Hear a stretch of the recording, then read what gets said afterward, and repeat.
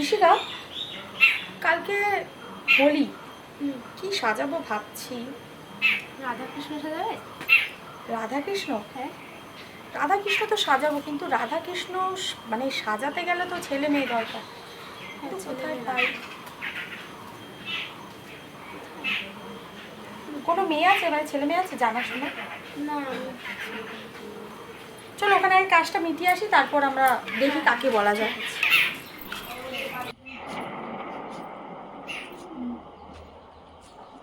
শিখা, হ্যাঁ, এদিকে দেখো, একটা ছেলে আর মেয়ে।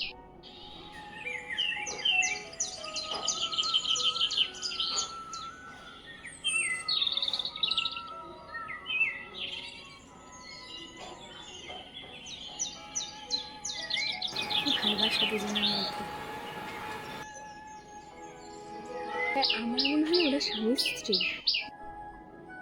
না, ওরা স্বামী স্ত্রী তো মনে হচ্ছে না, শাখা পলা সিঁদুরও পরিনি। তাহলে মনে হয় প্রেম। হতে পারে।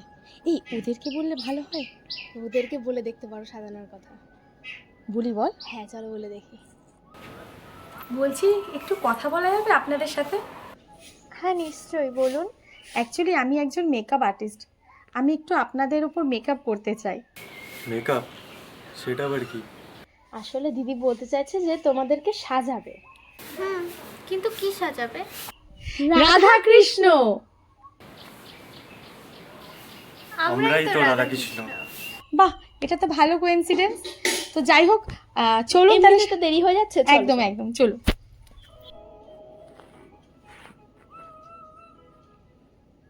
মেকআপ তো কমপ্লিট হয়ে গেল, চলো এবার রং খেলার শুটিংটা করে নিই। রং খেলবো তোমাদের সামনে।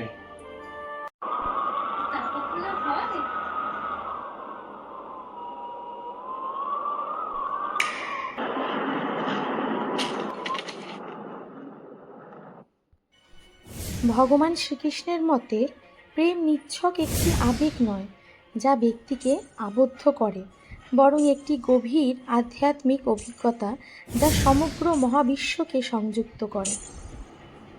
শ্রীকৃষ্ণের প্রেক্ষাপটে প্রেমকে প্রায়শই বিশ্বস্ত, ঐশ্বর্যিক এবং নিঃস্বার্থ ভক্তি হিসেবে বর্ণনা করা হয়, যা ঈশ্বরের প্রতি নিঃস্বার্থতা, প্রেম এবং বশ্যতাকে অন্তর্ভুক্ত করে। এমন একটি প্রেম যা বাস্তবগত রাজ্যে অতিক্রম করে এবং ভক্তিযোগ দ্বারা চিহ্নিত করা হয়। রাধা শ্রীকৃষ্ণকে বললেন, আমি তোমার কোথায় কোথায় আছি প্রিয়? শ্রীকৃষ্ণ উত্তর দিলেন, তুমি আমার হৃদয়ে, হৃদস্পন্দনে, আমার শরীরে, আমার মনে, সব জায়গায় তুমি আছো। রাধা জিজ্ঞাসা করলেন, তাহলে বলো তো আমি কোথায় নেই তোমার? শ্রীকৃষ্ণ মৃদু হেসে উত্তর দিলেন, আমার ভাগ্যে।